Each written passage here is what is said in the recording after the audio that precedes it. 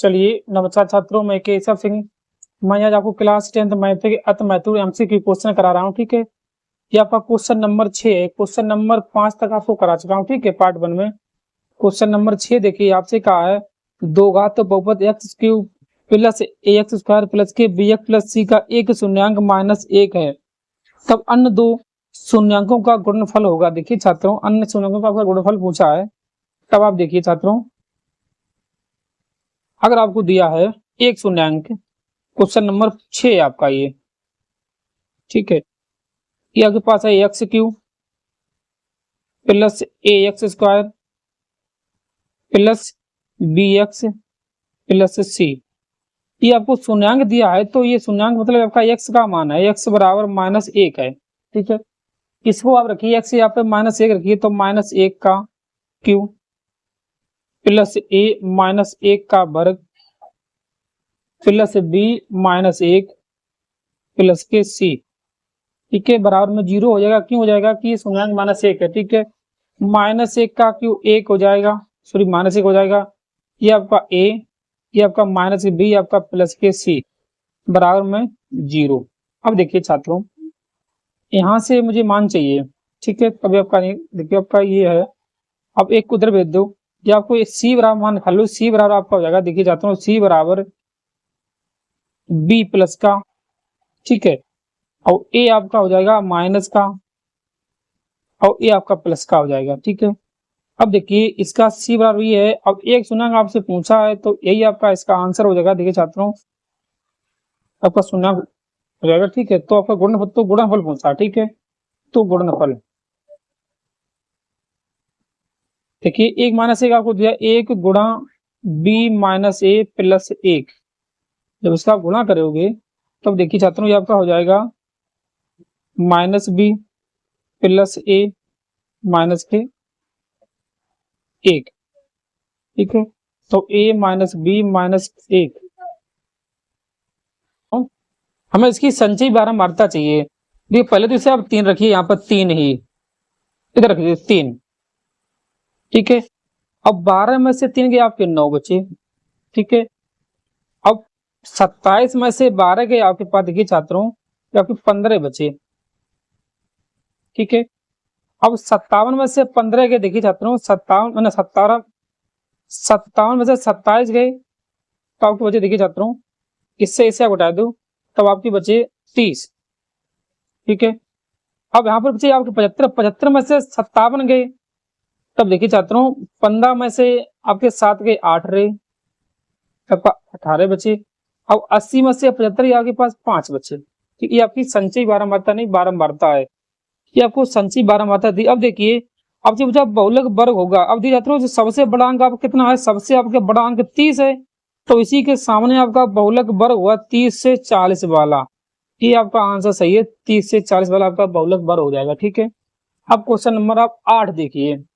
Question number 8 में आपसे कहा, देखिए छात्रों, क्वेश्चन नंबर 8 है एक्स स्क्वायर। देखिए छात्रों, 8 है क्वेश्चन नंबर, एक्स स्क्वायर -1/9 बराबर में 0 है। तब देखिए छात्रों, आप इसे 1/9 को उधर भेज दो, आपको जाएगा एक्स स्क्वायर बराबर 1/9। जब इसका वर्ग करोगे, देखिए छात्रों, आपका +-3 का 1/3 का वर्ग हो जाएगा। आपका x बराबर +-1/3 आंसर हो जाएगा। यही आपका आंसर सही है, सी वाला। ठीक है, अब आपका क्वेश्चन नंबर 9 में आपसे कहा है कि यदि मीनार की ऊंचाई एवं उसकी छाया की लंबाई समान हो तो सूर्य का उन्नयन कोण होगा। देखिए छात्रों, यदि हम इसे बनावे, मान लीजिए आपकी मीनार है। ठीक है, अब ये आपकी छाया है, ये आपकी छाया है। ठीक है, ए बी सी, हमारे की मीनार की ऊंचाई भी h है, छाया भी h है, तो मुझे थीटा कोण पूछा। तब देखिए छात्रों, त्रिभुज ए बी सी में क्या होता है, लंब बटे आधार tan थीटा होता है। तो लिखिए tan थीटा बराबर लंबा की h है, आधार भी आपका h है, तब s से h काट दो, बचा tan थीटा बराबर 1। tan में 1 मान tan 45 का होता है, tan 45 का, मतलब आपका थीटा बराबर आ गया आंसर इसका 45 अंश। ये आपका आंसर सही है, थीटा बराबर 45 अंश, डी वाला। ठीक है, नंबर है आपका 10। आपसे कहा यदि निम्नलिखित बंटन का माध्य 6 है तो ए का मान ज्ञात कीजिए। ठीक है, ये आपको एक बंटन दिया हुआ है। ठीक है, इसमें आपका ए का मान दिया, ए का मान आपसे पूछा है, माध्य आपको दिया है 6। देखिए छात्रों, माध्य के लिए आपका फॉर्मूला होता है माध्य बराबर सिग्मा एफ एक्स बटे सिग्मा एफ होता है। ठीक है, आपका माध्य के लिए फॉर्मूला होता है। तब देखिए छात्रों, ये आपको एफ दिया है, ये आपको एक्स दिया, ये एफ है, ये आपका एक्स है, ये आपका हो जाएगा। देखिए छात्रों, ये एफ गुणे एक्स या एफ वन गुणे एक्स वन। ठीक है, तब देखिए छात्रों, 3 दूनी 6, 4 दूनी 8, 6 18, 10 एकम 10। अब इसका इसमें गुणा करिए 2a 5 दूनी 10। ठीक है, तो देखिए छात्रों, ये आपका होगा सिग्मा एफ। चाहे एफ वन लिख दीजिए, एक ही बात है, एफ वन इस हिसाब से। ठीक है, ये आपका sigma F one x one. तब देखिए छात्रों, 3 2 5 और 3 8, 8 और 1 9, 9 और 2 11। ये आपका सिग्मा एफ वन है। देखिए छात्रों, 3 2 6, 3 2 5 सॉरी 3 2 5, 3 8, 1 9 और 2 11। ठीक है, तो अब ऐसे देखिए,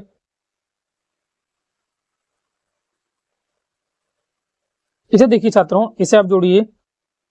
देखिए 10 और 10 20, 20 और 18 38, 38 और 8 46, 46 और 6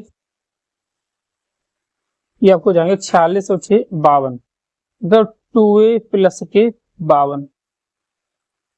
ये आपका होगा sigma F one x one. तब देखिए छात्रों, माध्य आपको दिया 6 है, ये आपका मान आया 2a प्लस 52। ये आपका मान है छात्रों, देखिए सिग्मा एफ वन आपके पास 11 है। देखिए छात्रों, 11 छंगा 66, 66 बराबर 2a प्लस 52। इसे 52 घटा दीजिए। देखिए छात्रों, 2a बराबर 66 माइनस 52, बचा आपका 2a बराबर 66 में से 52 के आपको देखिए 4 कितने बचे, इसे घटाओ 2 सत्ते 14, मतलब ए बराबर आपका आंसर आ गया इसका 7 है। मतलब क्वेश्चन नंबर 10 का आंसर आपका आ गया कितना, देखिए छात्रों 7 है। आपका सी सही है इसका। ठीक है, क्वेश्चन नंबर 11 आप देखिए, आपसे कहा क्वेश्चन नंबर 11 में आपसे कहा, देखिए छात्रों क्वेश्चन नंबर 11 में आपसे कहा, यदृच्छा चुने गए एक साधारण वर्ष में 53 रविवार होने की प्रायिकता आपसे पूछी। देखिए छात्रों, 53 रविवार की आपसे प्रायिकता पूछी है, दिन आपके होते हैं 7। ठीक है, दिनों की संख्या कितनी है आपकी 7 है, उसमें से रविवार कितने होते हैं, रविवार 1 होता है। तो आपसे पूछा, देखिए चाहता हूँ आपसे क्या कहा कि साधारण वर्ष में प्रायिकता क्या थी, रविवार होने की। ठीक है, देख सकता हूँ, तो प्रायिकता बराबर 1/7 हो जाएगी। ठीक है, ये आपका सही है, क्वेश्चन नंबर ए सही है। ठीक है, इससे आगे देखिए छात्रों, एक क्वेश्चन नंबर है 12। देखिएगा कि किसी समांतर श्रेणी का प्रथम पद 8 है। क्वेश्चन नंबर 12 देखिए छात्रों, प्रथम पद आपसे कहा 8 है, मतलब ए बराबर 8 है। ठीक है, ए बराबर आपको 8 दिया है। फिर आपसे कहा कि एनवा पद 33 है, मतलब ए एन बराबर 33 है। ठीक है, फिर आपसे कहा कि इसका जो है योगफल जो है 123 है, मतलब एन पदों का योग जो है 123 है, सॉरी।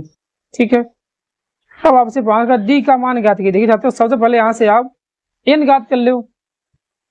ठीक है, उसके बाद आप डी ज्ञात कर सकते हो। देखिए छात्रों, आपका सूत्र होता है एस एन बराबर n बटे 2 ए प्लस एल। आपका जो ए एन है वो एल के बराबर ही होता है, मतलब 33 होगा। ठीक है, ये आपको दिया हुआ है। अब देखिए छात्रों, एन की जगह आप 123 रखिए, एन के जगह पर एन रखिए, ए के जगह पर 8 रखिए, एल की जगह पे 123 रखिए, 33 क्योंकि 33 है, ठीक है। अब इसे आप देखिए छात्रों, 123 बराबर n/2, 33 60 आपके हो जाएंगे 41, ठीक है। अब इसमें 2 का गुणा करिए, देखिए 2 3 6, 2 दूनी 4, 2 बराबर में 41n, 41n, ठीक छात्रों। तो n बराबर 246 बटे में 41, ठीक। इससे आप काटिए, 6 से काटिए, 41 छक्का आपके इतना ही हो गए, मतलब n बराबर आपके पास आ गया 6 है। तो आपके n बराबर 6 आ गया, देखिए छात्रों। तब यहां से आप क्या करना है, आपको आराम से an बराबर निकाल सकते हो, या आप निकाल सकते हो। क्या होता है, a plus n minus 1 into में d होता है। अब n के जगह अगर 6 है तो आपको ये 6 ज्ञात करने हैं, तो a प्लस 5d होगा, ठीक है, ठीक है, a प्लस के 5d होगा। तब देखिए छात्रों, आप d का मान किस हिसाब से निकले हो, ठीक है। देखिए आपको a दिया है, आपको d ज्ञात करने हैं, ठीक है।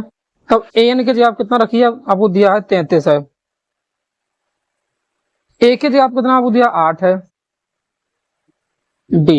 d आप इधर 33 माइनस के 8 बराबर में 5d, ठीक है। बचा आपका, देखिए छात्रों, ये बचा आपका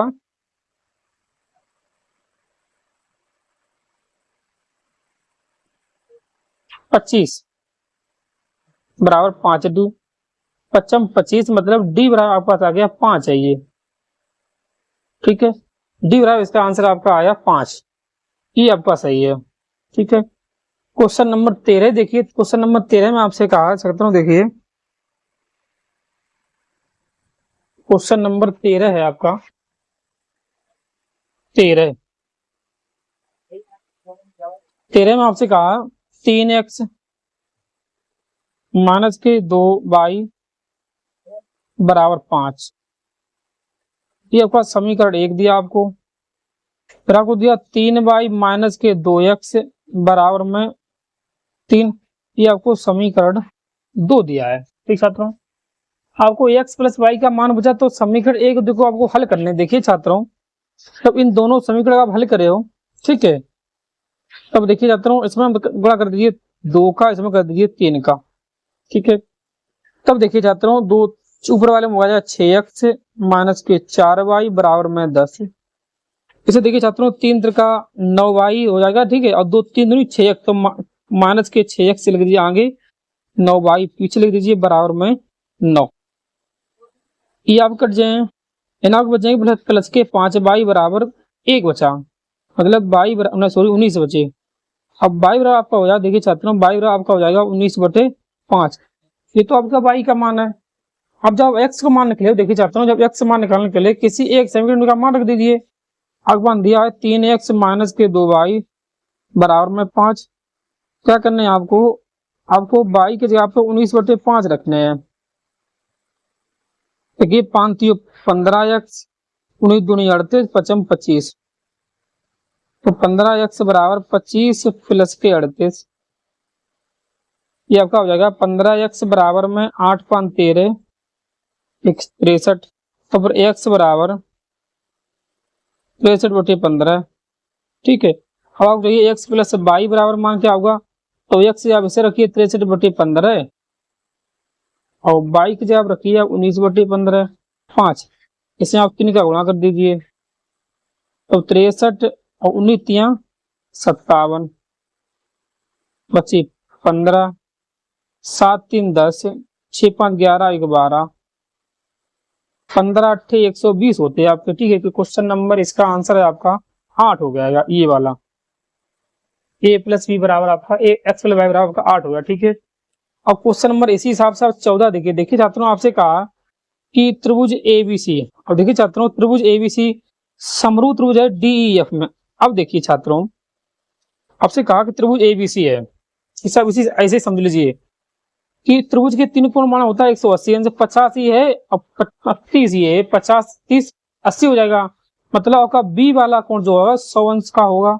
जब बी वाला 100 का होगा, तो उसमें 2 विकल्प भी 100 के हैं, देखिए ये 100 का है और उसमें से डी तो है नहीं, ये नहीं है, तो आपका आंसर ये सही हो जाएगा। ऐसे ही देख लीजिए इसे, डी आपकी 12 आ जाएगी, एफ भी आपका 100 हो जाएगा। ठीक है, ये आपका सही है। क्वेश्चन नंबर 14 का आपका बी सही है।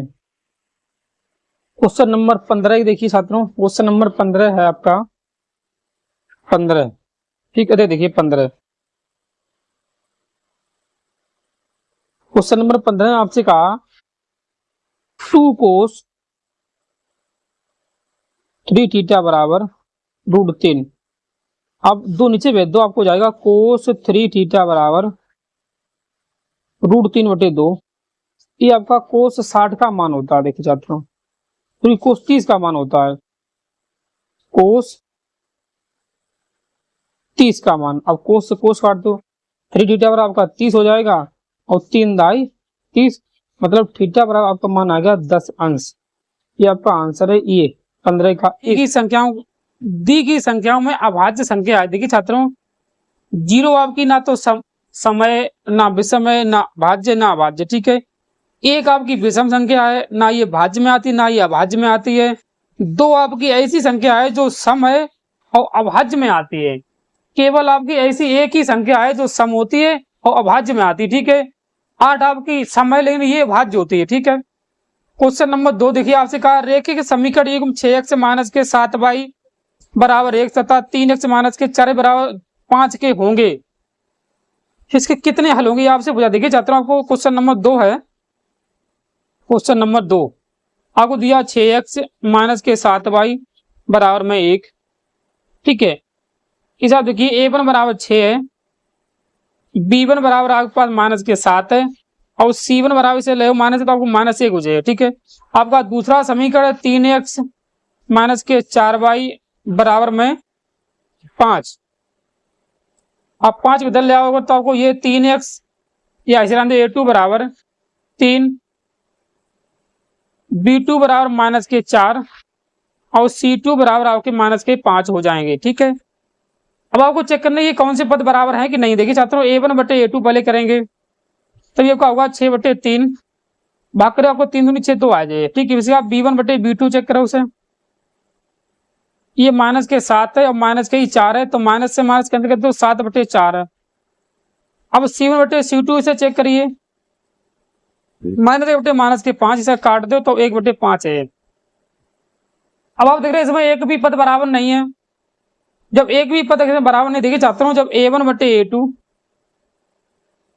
नॉट बराबर b1/b2 और नॉट बराबर c1/c2 जब होता है, तो आपसे क्या पूछा, कोई हल नहीं है, या पूछा है इनमें से क्या होगा, अद्वितीय हल है, 2 हल है, अनंत हल है। ठीक है छात्रों, अभी आपका होगा अद्वितीय हल है, अद्वितीय हल है। ठीक है, हल है। अब देखिए, अगर आपसे अगर ये होता कि a1/a2 बराबर b1/b2 बराबर c1/c2 अगर होता, तो इसके अनेक हल होते,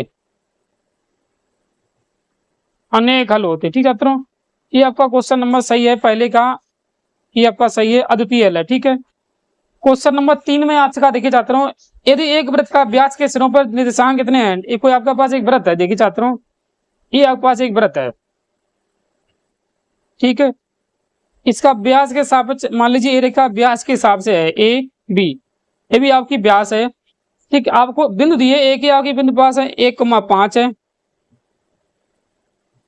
बी के आपके 7,13 है। तब आपसे कहा कि इनके बीच की दूरी या त्रिज्या कितनी होगी। देखिए छात्रों, पहले इनके बीच की दूरी निकले हैं और उसी को आधो करती है आपकी त्रिज्या हो जाएगी। ठीक है, तब देखिए छात्रों, बीच की दूरी के लिए आपका सूत्र होता है √x2 - x1 का होल वर्ग प्लस y2 - y1 का होल वर्ग। ठीक है, अब इनके आप मान दिए, x2 आप रखिए आप 7 - 1 प्लस y2 आप 13 - के 5। देखिए छात्रों, 7 में आपके 6 बचे, 6 का वर्ग 36, अब 13 में से 5 के आपके 8/8, 8 का वर्ग 64, 64 और 36 आपके 100 हो जाएंगे। सब ये आपका 10 का वर्ग है, ये आपका 10 आ गया। जब ये आपकी व्यास 10 सेंटीमीटर है, त्रिज्या इसकी आधी होगी, ठीक है। यही आपसे पूछा है कि त्रिज्या कितनी होगी। देखिए छात्रों, इसकी त्रिज्या आपकी होगी 5 इकाई। ये आपका इसका आंसर है, ठीक है। अब आप क्वेश्चन नंबर 4 देखिए। क्वेश्चन नंबर 4 आपसे कहा है, देखिए छात्रों, ये आपको क्वेश्चन नंबर 4 दिया है, दी गई आकृति में त्रिभुज एडीबी समरूप त्रिभुज है एडीसी, तब पी का मान ज्ञात कीजिए। देखिए छात्रों, अगर हम ये समरूप त्रिभुज हमें दिए ये इन्होंने, ठीक है, तब देखिए छात्रों, अगर ये समरूप आकृति है आपकी, तब देखिए संगत भुजाएं ये होगी। देखिए छात्रों, लिखिए त्रिभुज, देखिए त्रिभुज ए डी बी समरूप त्रिभुज है ए डी सी। अगर ये समरूप है तो उनकी संगत भुजाओं का अनुपात बराबर होगा। देखिए छात्रों, ए बी की संगत भुजा आपकी हो जाएगी ए सी, और बी डी की संगत भुजा आपकी हो जाएगी डी सी। देखिए छात्रों, ए बी की संगत ए सी और बी डी की संगत हो जाएगी डी सी। ए बी आपको 18 दिया है, ए सी मुझे पी दी है, बी डी मुझे पी दी है, डी सी आपके पास 2 है। देखिए 18 दूनी 36, पी स्क्वायर बराबर 36 हो जाएगा। 36 आपका 6 का वर्ग है, मतलब पी बराबर 6 सेंटीमीटर आपका आंसर हो जाएगा, ठीक है। ये आपका आंसर है। क्वेश्चन नंबर 5 आप देखिए, आपसे कहा tan a बराबर √3 है। देखिए छात्रों, tan a बराबर √3 है। आपसे कहा, देखिए छात्रों, tan a बराबर √3 है, ठीक है, और tan b बराबर आपको पास दिया 1/√3 है, ठीक है। तो आपसे मान पूछा tan a + b का कितना होगा, तो आपसे पूछा है तो tan a + b कितना होगा। ठीक है छात्रों, यहां से पहले आप मान करिए a का कितना हो जाएगा। देखिए छात्रों, tan a बराबर ये आपका tan 60 का मान होता है, a बराबर 60 अंश हो जाएगा। यहां से आप देखिए tan b बराबर 1/√3, ये आपका tan 30 का मान होता है, लिखिए tan 30, ठीक है। मतलब b बराबर आपका हो जाएगा, b बराबर 30 अंश हो जाएगा, ठीक है। ये आपका b यहाँ पर है, ठीक छात्रों। a का मान आपका 60 आ गया, b का आपका 30 आ गया। तो आपके मान देखिए छात्रों, तो आपसे कहा tan a + b बराबर a + b, a की जगह पे 60 रखिए, b की जगह पे 30 रखिए, 60 और 30 90, tan 90 का मान आपका होता है अनंत, अपरिभाषित, tan 90 मान, ठीक छात्रों। अब इससे आगे देखिए, जब का क्वेश्चन नंबर हो गया 5, अब क्वेश्चन नंबर आप 6 देखिए।